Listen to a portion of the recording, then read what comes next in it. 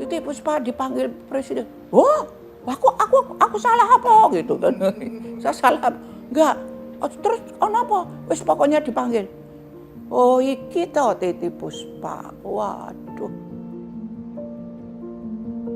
Aku tuh hampir tidak ada lagu yang berhari-hari.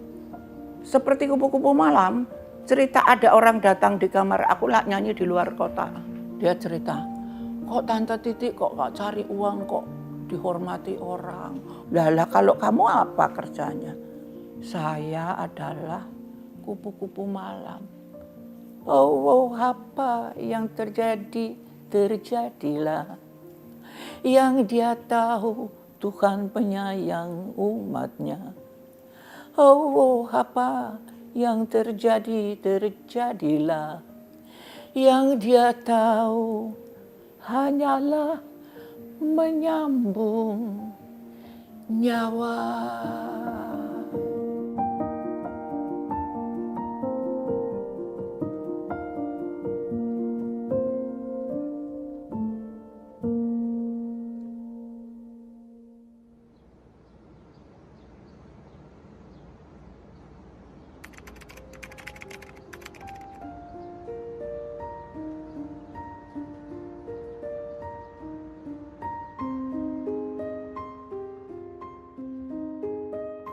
Ibuku tuh meninggal tahun 64. Adikku 8, kakakku 3. Ini 12, aku nomor 4. Ibuku meninggal, adikku diserahkan ning aku. Ada yang masih kelas 2 SD. Jadi kalau malam tuh, ibu nangis tuh kayak kan. Sini. Ini ibu. Tak pangku, tak pok gitu. Tidur. Nah gitu tuh dari mulai tak popok, tak sunati, tak sekolahi, tak kawinin, tapi kerja di kasih satu tempat buat kerja.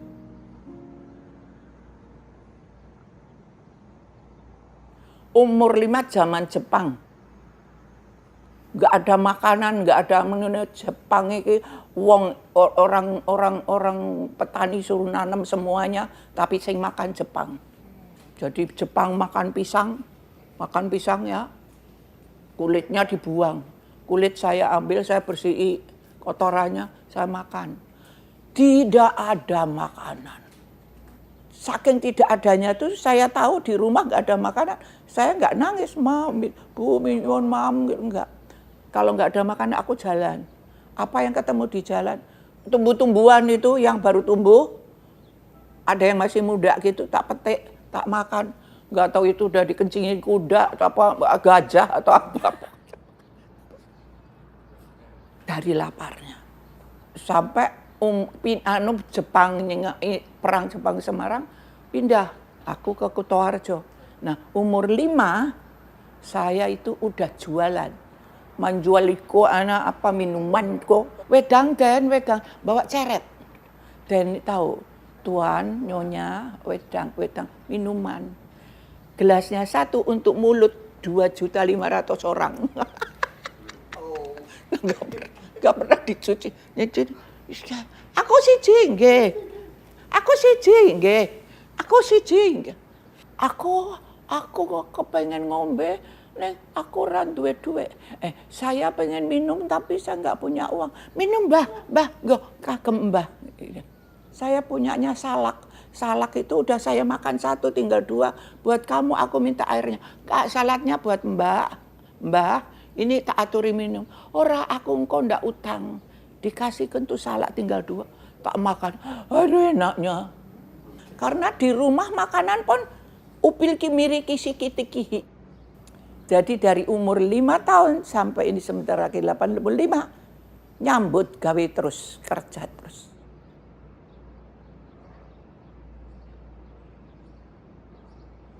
Apa? Mau jadi penyanyi? Itu memalukan orang tua, apalagi perempuan. Mau jadi tukang nyanyi, bapak bilang, elek, jenengmu elek. Ngisin-ngisin ke wong tua, bikin malu orang tua. Ora pareng. dosa. Udah. Dulu kan adanya dosa, railo, nah itu adanya itu aja.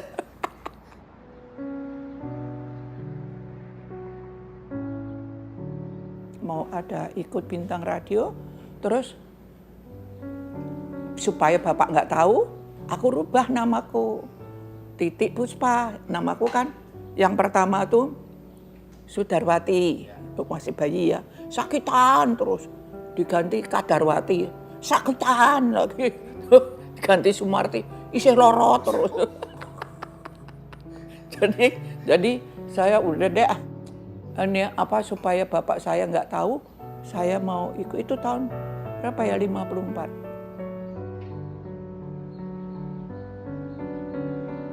Bapak saya waktu umur 73 sakit kanker. Ibu saya jantung, saya kena jantung ya. Sekarang nih pakai pacu jantung.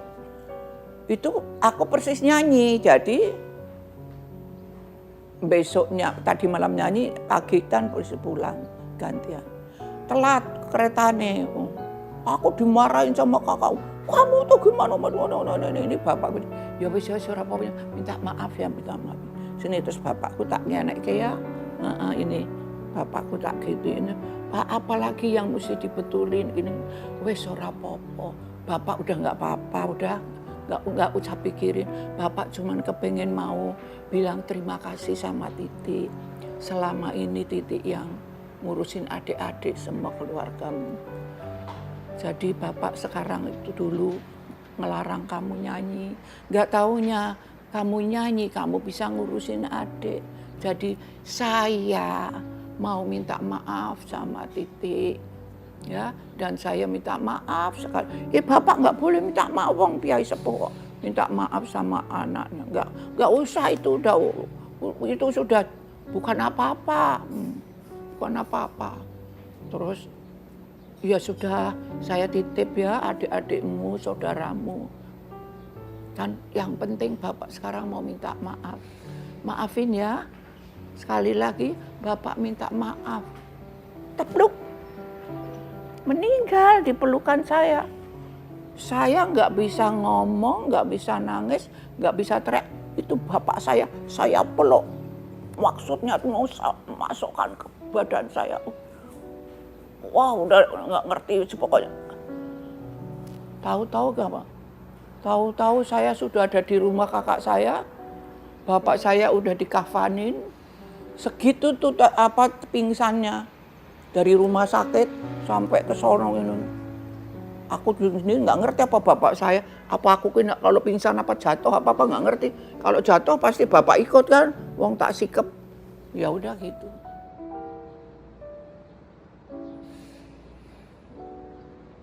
Saya itu otodidak yang paling goblok. Orang lain kan otodidak itu kan masih suka, ya lo ini gimana dari sini ini. Saya enggak cari apa-apa, cari sendiri. Karena yang mau ditanyakan juga nggak ngerti. Pernah saya ditanyain nama Mus Maulana, aku kan bikin lagu gitu. Ma, ini dari sini ke sini, ini akordnya dari mana ke mana? Itu dari Pasar Rumput ke Pasar Baru. Aku bilang ya. Habis aku nggak ngerti apa itu ke bes, ke keres, apa. Wes masa bodoh. Gimana sih, Mam? Lah mana aku tahu? Aku bilang gitu. Ya udah, jadinya ya kan dia kan mesti main. Aku nyanyi, aku udah nulis, udah nyanyi, tapi dia nggak bisa baca tulisanku. Tulisanku cuman bisa baca ya ming aku. Karena mi fa sol re do re tanpa pagar. Jadi mau long note, mau itu apa triol atau apa ya cuman aku yang tahu.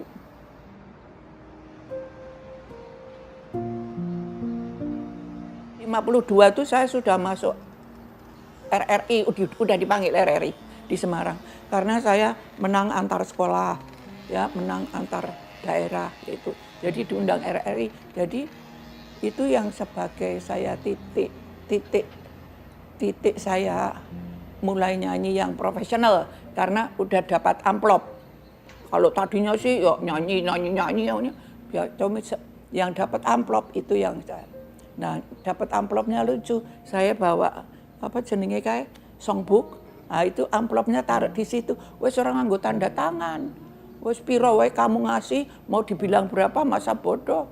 Ya, tapi kalau dulu nggak ada pikiran, dapat segitu, seneng. Happy.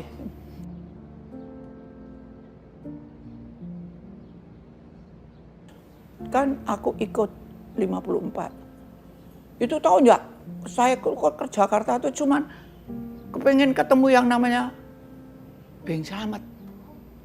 Ya udah, kebetulan ada 2 itu. Bingung ini antara ini bagus tapi corone orang kalau dulu kak nyanyi kan hampir kayak seriosa. Aneh aku kan agak lepas dari gituan deh ya, jadi agak bebas gitu. Nah itu ada, jadi dua-duanya dimasukkan. Mau nyari Beng Slamet tuh udah sampai. Wah lari-lari sampai jatuh bangun aku mencarimu. Iya, begitu ketemu. Om, minta tanda tangan om.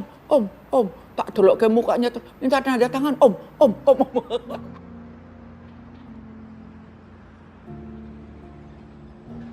1 hari sebelum pemberian hadiah, Titiek Puspa mesti nyanyi. Oh, Bapak tuh menghina saya ya. Udah tahu nomor 1 kalah, disuruh nyanyi di final, di pemberian hadiah. Mau diapain saya? Enggak, kamu mesti nyanyi. Mereka tahu sebetulnya suara saya tuh ya oke gitu ya. Cuman ya itu tadi, melompong itu tadi. Terus semua udah nyanyi. Terus aku nyanyi. Chandra Buana. Nah itu kan aransemennya dikerjakan oleh orang Jerman. Itu kan musiknya kan orkestra Jakarta Orkestra. Itu jam terotong tuh cebrang terotong terus aku nyanyi. Begitu aku nyanyi selesai, itu tepuk tangannya panjang, orang berdiri melebihi dia yang pada nomor satu.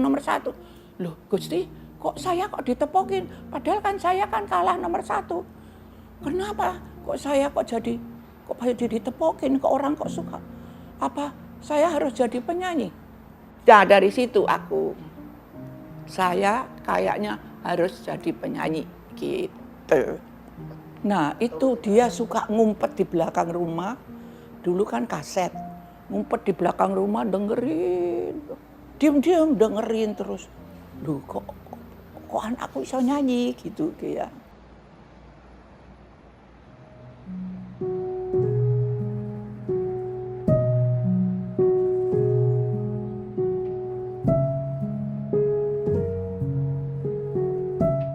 Titiek Puspa dipanggil presiden. Oh, aku salah apa gitu kan? Saya salah apa? Enggak. Terus kenapa? Wis pokoknya dipanggil. Terus gimana ini saya? Pulang dulu. Mesti pakai kain. Pulang dulu aku pakai kain. Ya kain seadanya kejegebrek. Udah sampai ke sana terus. Oh iki toh Titiek Puspa. Waduh. Bisa nganggo jari. Siapa sing jariin ya? Siapa yang makein kain? Piyambak sendiri. Oh, iso sendiri. Gelungane piyambak. Iso dhewe. Wah, wis ayu, pinter gini. Nah, jarene pinter nyanyi. Bukan pinter, Pak, namun hanya bisa sedikit. Sekarang coba nyanyi. Menapa lagunipun, apa lagunya? Oh, sakarmu, apa semaumu. Aku nyanyi. Oh, suaramu apik banget. Wis cantik, pinter nganggo kain, pinter nganggo jare, ya bisa nyanyi. Yang ada asisten kali ya. Tulis, mulai hari ini Titiek Puspa jadi penyanyi istana. Aku tuh kayak mau terbang gitu. Apa sih ini ngimpi kali ya. Iya, jadi kayak Pak menapa, ngendika menapa, aku tadi bilang apa.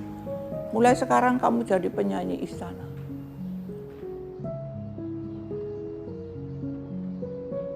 Orang bilang tuh Bung Karno tuh orangnya ini itu. Baik. Hormat sama orang. Ya tidak seperti yang suka saya dengar katanya asal ini tunjuk. Kita pergi ke luar negeri 40 hari. Bung Karno dengan rombongannya, aku dengan rombonganku, yaitu band. Itu ada Idris Sardi, ada pianis dari Surabaya itu siapa? Ubi Chen, terus ada ini gitaris itu yang anaknya sekarang Jack Lesmana. Nah, Jack Lesmana sama istrinya itu kemana-mana, ya presiden di hotel, kalau kita di rumah.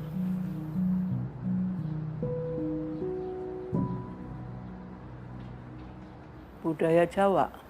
Ya kalau saya cobaan ini aja, kalau dari Jawa tuh tata keramanya itu ya. Itu di situ tuh saya oleh orang tua tuh tata krama nomor 1. Seperti saya harus mengurus adik-adik saya. Nah ini ada adik saya, anak tiri. Karena kalau pagi rumahku tuh kecil, kalau pagi tuh mau mandi, ributnya tuh kayak pasar malam.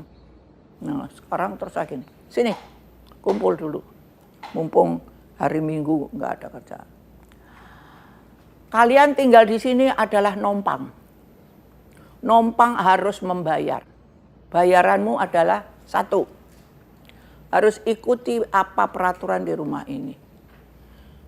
Harus menghormati siapapun, miskin, kaya, tua, muda, saudara atau bukan. Karena rumahku kan sering datang orang. Jangan berbuat sesuatu yang memalukan di luar. Jangan berbuat memalukan keluarga di luar. Yang terpenting kalian itu sekolah, ini cari uang.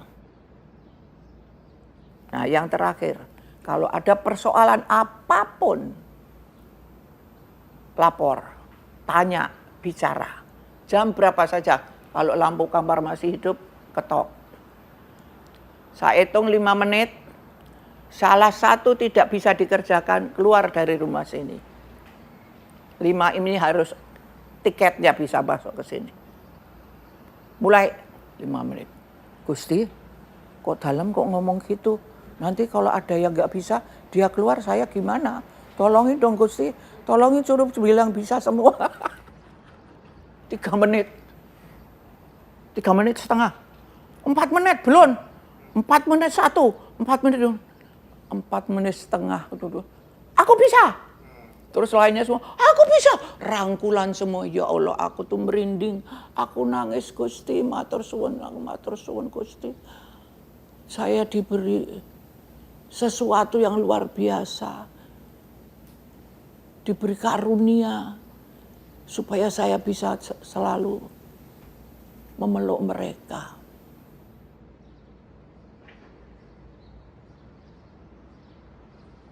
Dulu waktu saya semuanya susah. Untuk nyanyi susah. Sekarang alat apapun mereka bisa kena. Sampai saya kepikiran, kok Tuhan sekarang memberikan mereka IQ 100 kali lipat dari IQ saya dulu.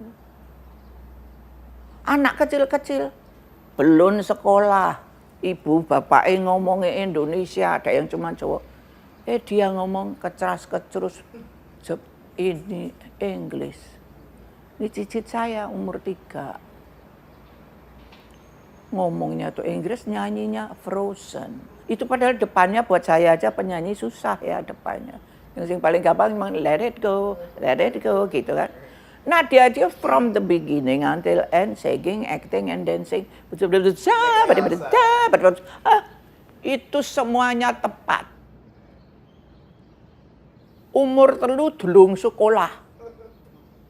Apalagi anak-anak sekarang ini yang namanya milenial. Udahlah suaranya bagus-bagus. Bikin apa saja oke. Peralatan banyak, apapun dia bisa. Dan bagus-bagus. Cuman saya mohon ya para milenial kekasih yang bangga punya Anda. Anda diberi kesempatan yang lipat ganda. Kemudahan yang lipat ganda. Tinggal bagaimana cara Anda menerima karunia ini dengan sebaik-baiknya, sejujur-jujurnya, dan sehati-hati Buang itu apa yang jangan mau kenal dengan apa yang namanya sombong. Karena itu akan merusak apa yang telah Tuhan berikan kepadamu. Jangan merasa bahwa diri saya adalah somebody. I'm the king, I'm the queen. Biar orang yang ngomong kepada Anda, bukan Anda. Alam semesta akan menulis apa yang kau kerjakan. Udah Tuhan tinggal, ya kamu di sini, kamu di sini.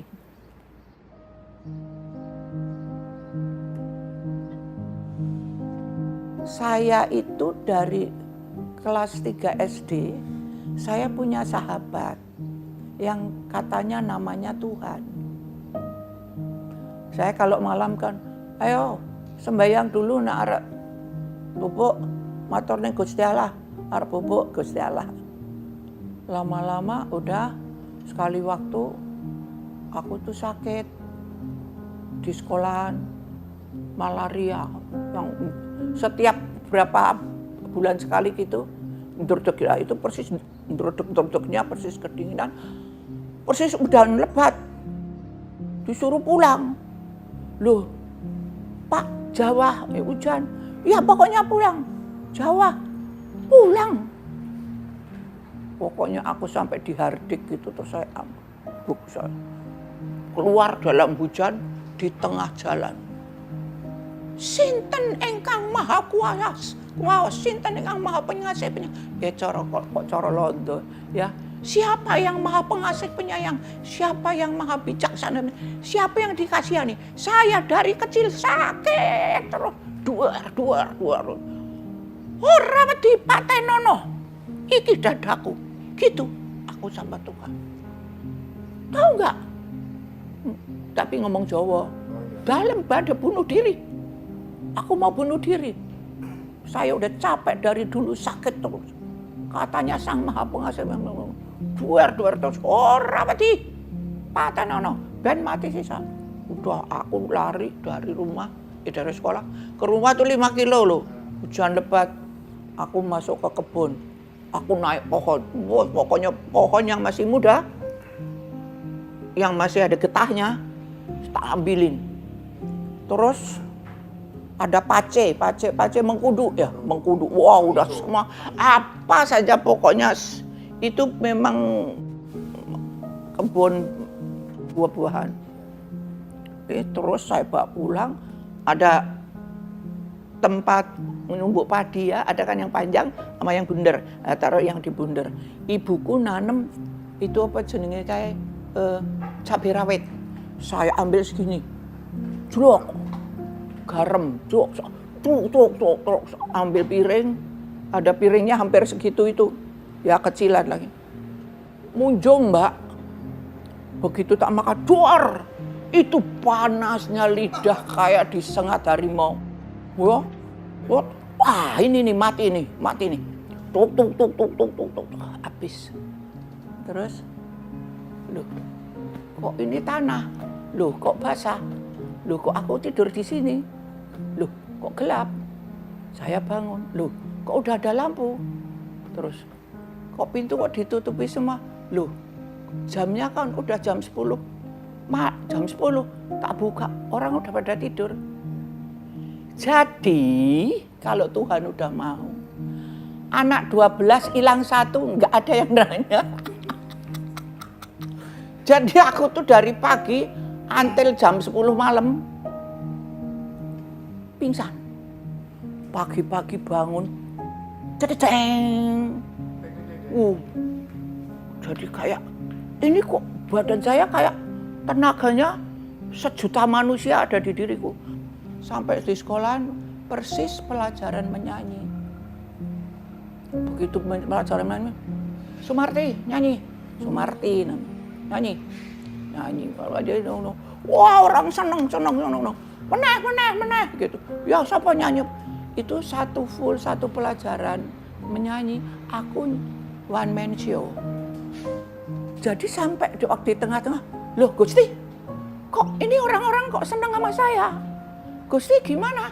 Saya kan kemarin kurang ajar sama Tuhan. kok Gusti kok nggak marah sama saya?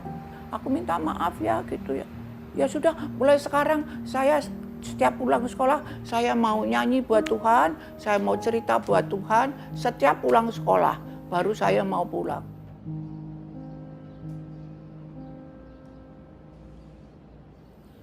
Seperti kupu-kupu malam, aku nyanyi di luar kota. Habis nyanyi, udah masuk hotel, tok tok tok tok. Siapa? Saya tante. Ada apa? Mau bicara sedikit. Wah saya baru keringetan nih, aku bilang gitu, baru keringet. Sebentar aja. Ya udah sini aku bilang gitu ya. Duduk.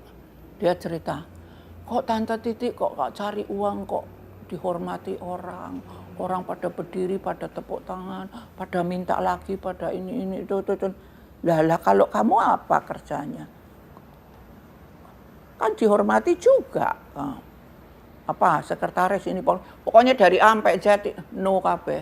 Lah apa? Saya adalah kupu-kupu malam. Oh, sebabnya apa? Kok ke situ kamu? Saya dulu adalah seorang istri. Suami saya pergi sama perempuan lain. Saya ditinggalin anak-anak. Tidak diberi apa-apa. Sedangkan saya waktu muda adalah orang yang dimanja hidupnya. Jadi aku tak tahu bekerja apa-apa. Jadi kalau mau makan jual ini, jual itu. Akhirnya jual rumah, akhirnya utang. Nggak bisa bayar. Dibawalah dia ke sono. Loh ini kok tempat ini? Ya iya kamu kerja sini. Oh dia terus jongkok, terus kakinya itu. Di situ bapak itu dicium, minta maaf, ampuni saya, jangan.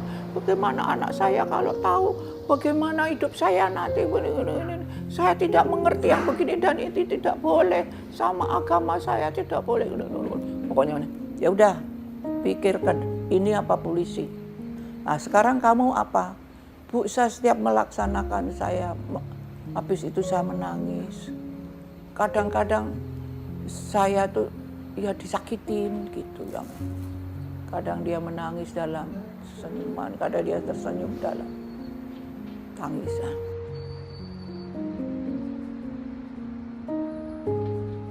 Terus dia bilang, saya cuma ingin satu, Tante. Apa? Saya ingin kawin.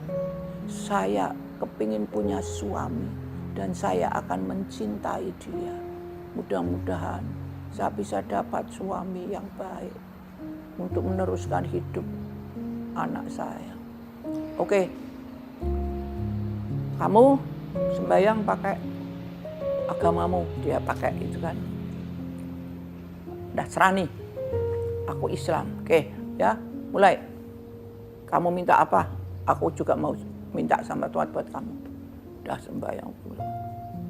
Lama-lama kita tuh ngomongnya keras. Keras. Dia di situ, aku di sini. Itu berdua kita bisa cerap. Gitu berpeluk sampai ngomong ya Bapak Yesus, Gusti Allah, aku Gusti Allah, Bapak Yesus, ini tuh badan tuh kayak disetrum gitu, berdua gitu. Dia ngomong apa, aku ngomong apa, pokoknya aku cuma selewat Bapak Yesus, aku Gusti. Terus saya udah. Tuhan udah dengar. Mulai sekarang, kamu selalu harus bicara dengan Tuhan. Dan jangan lewat jalan kiri lagi. Percaya, anakmu nanti Tuhan akan kasih makan. Dia pulang, aku gere.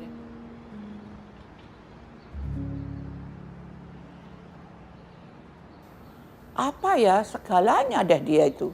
Seni yang saya punya itu adalah satu anugerah yang bisa menghidupi diri saya sendiri dan keluarga saya.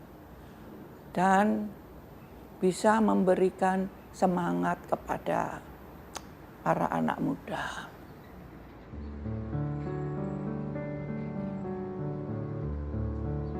Ya saya itu sekolah juga nggak nyampe. Wong 2 bulan apa 3 bulan apa sebulan lupa. Mau ujian, ora usah ujian, kawin wae. Pak, ujian Pak. Ora usah, nggak usah, kawin aja. Mumpung ana sing njaluk. Kasihan deh perempuan dulu. Kayaknya tuh barang yang bakalnya tuh tersia-sia. Mumpung aja yang minta daripada jadi perawan tua katanya. Emangnya itu kan kalau sekarang. Ya, dikawin. Jadi sekolah pun nol besar.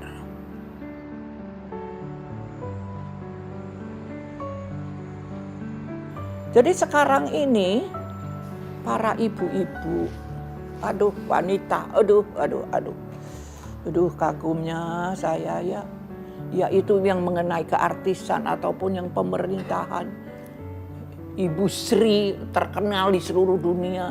Ibu luar negeri itu siapa? Menteri luar. Ibu siapa?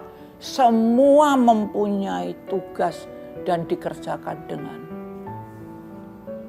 jempol. Bapak saya orang kesehatan. Dia juga maju ngobati. Hampir dibunuh sama orang Indonesia karena dibilang dulu kan Cina kan anak Elondo. Nomor habis Belanda dia baru Indonesia. Nah, makanya sekarang ini Indonesia bisa begini ini ya karena para pahlawan. Nah, di umur saya yang 80, tandanya bagaimana saya itu menghormati tentara. Saya harus paling sedikit 8 makam pahlawan harus saya datangi. Tak datang sampai aku juga ke Ki Hajar Dewantara karena walaupun dia bukan tentara tapi dia tentara dalam ini. Membuat orang Indonesia pinter. Lah itu di situ aku yang paling nangis di mana? Di Sapa Jenderal Sudirman. Itu aku bayangin dia sakit di dalam tandu tapi masih mengondak. Kamu di sini nanti di sana ada kamu ini ini.